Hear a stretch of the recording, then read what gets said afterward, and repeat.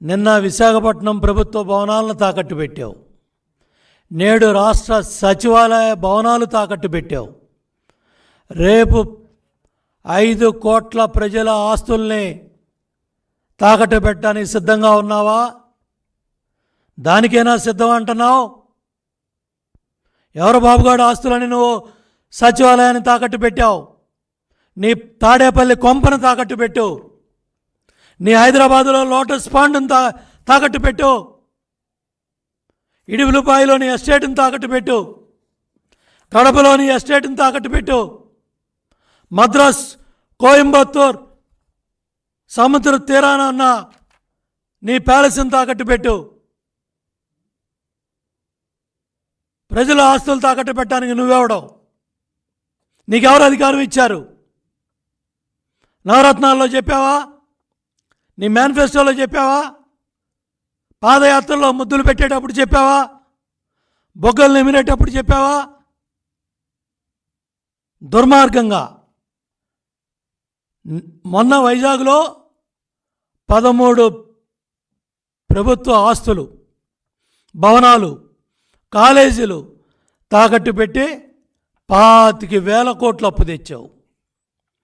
మద్యం పాపం సామాన్య ప్రజలు కాయ కష్టం చేసుకొని ఏదో సాయంత్రం పూట ఒక సీసా తాగే ప్రజల ఆరోగ్యాన్ని దెబ్బతీసి కొన్ని వేల మంది మహిళల తాలిబొట్లు తెంపి నాసిరకం మద్యం ప్రభుత్వ సీసాలో పోసి 1000 కోట్లు దోచుకుంటున్నావంటే జగన్ రెడ్డి నీకన్నా దుర్మార్గుడు ఈ భూప్రపంచం మీద ఉన్నాడా? ఏం చేసుకుంటావు ఈ ఆస్తులు, ఈ కోట్లు, ఈ దోపిడీ? ఇన్ని వేల మంది ప్రాణాలు పోతా ఉంటే ఈ నాసిరకం మద్యం మీద 48,000 కోట్లు అప్పు తెచ్చావు. మద్యం తాగే వాళ్ళ మీద కూడా తాకట్టు పెట్టేశావు. వాళ్ళను కూడా తాకట్టు పెట్టి 48,000 కోట్లు అప్పు తెచ్చావు. ఆర్ఎన్బి ఆస్తులన్నీ తాకట్టు పెట్టావు. భవనాలేంటి, స్థలాలేంటి, 7,000 కోట్లు అప్పు తెచ్చావు. ఎక్కడన్నా ఒక్క రోడ్డు బాగుందా? ఒక్క పంచాయతీరాజ్ రోడ్డు బాగుందా? ఒక్క ఆర్ఎన్బి రోడ్డు బాగుందా? ఒక్క డొంక రోడ్డు బాగుందా? ఎన్ని వేల మంది హాస్పిటల్ పాలవుతున్నారు, ఎన్ని వందల మంది చనిపోతున్నారు. ఏమన్నా మానవత్వం ఉందా? ఏమన్నా సిగ్గుందా మీకు? ఏమన్నా బాధ్యత ఉందా మీకు? ఏ రోజున తాడేపల్లి కొంపలోంచి బయటకు వచ్చి రోడ్లు చూసావా? దుస్థితి చూసావా? ఒకసారి ఆర్ఎన్బి రోడ్ల మీద ప్రయాణం చేయి, ఒక్కసారి పంచాయతీరాజ్ రోడ్ల మీద ప్రయాణం చేయి. మీ ప్రభుత్వం బతికేంటో తెలుస్తుంది. చివరికి చెత్త మీద కూడా పన్నేసావు. చెత్త ప్రభుత్వం అనేది. చెత్త మీద పన్నేసి దాని మీద కూడా 1000 కోట్లు సంపాదిస్తూ ఉన్నావు. చెత్త మీద పన్నేసేవాడిని చెత్త ప్రభుత్వం కాక, చెత్త పనులు చేసేవాడు కాక ఇంకెవరి దుర్మార్గానికి పాల్పడతారు ఈ దేశంలో? ఈ రాష్ట్రంలోనే ఈ దుర్మార్గాలు జరుగుతున్నాయి. ఏ రాష్ట్రంలో కూడా చెత్త పన్నులు వేసి 1000 కోట్లు దోపిడీ చేయట్లా. ఇష్టారాజ్యంగా నిత్యావసర వస్తువులు ధరలు పెరిగిపోయాయి. ప్రభుత్వానికి కంట్రోల్ లేదు. నువ్వు కూడా దళారులతో కుమ్మక్కయ్యారు. మీ కమిషన్ల కక్కుర్తితో నువ్వు పెంచిన భారాలు 9 సార్లు విద్యుత్ ఛార్జీలు పెంచావు. 200 వచ్చేది 1000 రూపాయలు వస్తూ ఉంది.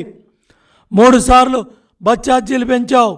దగ్గర ఒక్కొక్క పేద కుటుంబం మీద, మధ్యతరగతి కుటుంబం మీద 8 లక్షల రూపాయలు భారం పడతా ఉంటే కళ్ళు తెరువు జగన్ రెడ్డి. ఆదివారం నాడు కొంపలో ఉంటావనే ప్రెస్ మీట్ పెట్టి మాట్లాడుతూ ఉన్నా. టీవీలు పగలగొడతావు, నీ చెంచాలతో తిట్టిస్తావో. ఈ వాస్తవాలు దేనికి సిద్ధం? రాష్ట్ర సచివాలయాలను తాకట్టు పెట్టడానికి సిద్ధమయ్యావా? ఇవాళ మొత్తం తాకట్టు పెట్టి 370 కోట్లు తీసుకొచ్చావు. ముందు ఐసిఐసిఐ బ్యాంక్ వెళ్తే వాళ్ళు చీపో అన్నారు, కుదరదన్నారు. చివరికి హెచ్డిఎఫ్సిలో తాకట్టు పెట్టి రిజిస్ట్రేషన్ చేసి 370 కోట్లు అప్పు తెచ్చావంటే ఇంతకన్నా దుర్మార్గం ఏమైనా ఉందా? అమరావతిలో ఇటుక పెట్టావా? తాత ముత్తాతల ఆస్తులు, తాత ముత్తాతలు ఇచ్చిన భూములు, 2 పంటలు 3 పంటలు పండే భూముల్ని సామాన్య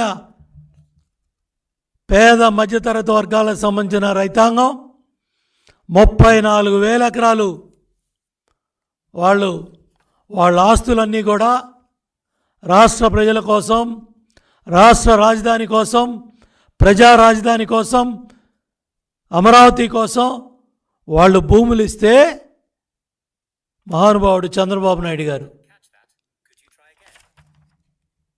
సెక్రటేరియట్ భవనాలు కట్టారు.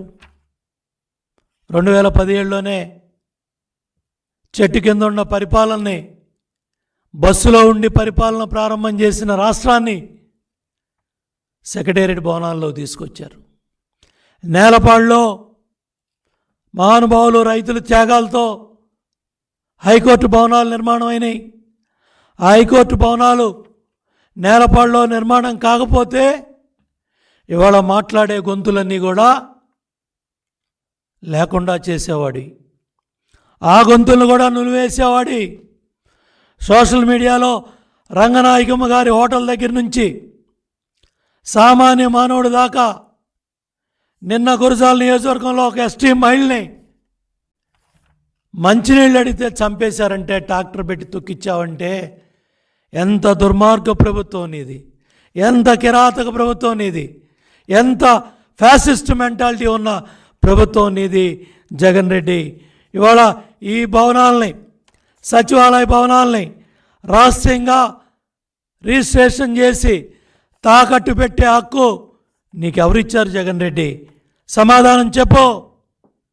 ఆ భూములన్నీ కూడా అమరావతి రైతాంగం రాష్ట్రం కోసం ఇచ్చిన త్యాగాలు చేసిన భూములు.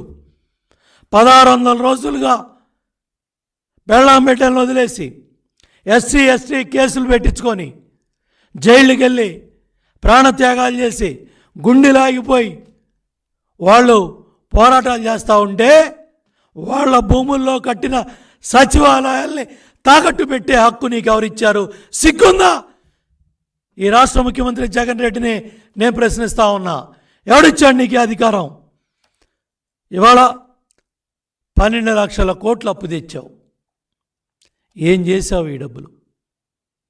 చంద్రబాబు నాయుడు గారు 68,000 కోట్లు ఖర్చు పెట్టి రాష్ట్రంలో పెండింగ్ ప్రాజెక్టులన్నీ కూడా 62 ప్రాజెక్టులు పరిగెత్తించి 23 ప్రాజెక్టులు పూర్తి చేసి మిగతా ప్రాజెక్టులన్నీ పరిగెత్తించి 68,000 కోట్లతో ఇరిగేషన్ రంగానికి స్వర్ణయుగంగా పోలవరాన్ని 72% పూర్తి చేసి పట్టిసీమ నీళ్లతో 13 లక్షల ఎకరాలు కృష్ణా డెల్టాని బతికిచ్చి పురుషోత్తపట్నం ద్వారా గోదావరి జిల్లాలను బతికిచ్చి ఉత్తరాంధ్ర సుజల స్రవంతి పనులు చేసి పోలవరాన్ని 72% తీసుకెళ్ళి సంగం బ్యారేజ్, నెల్లూరు బ్యారేజ్ పనులు పూర్తి చేస్తే గేట్లు పెట్టుకొని కులుకుతున్నావు. సిగ్గుందా జగన్ రెడ్డి నీకు?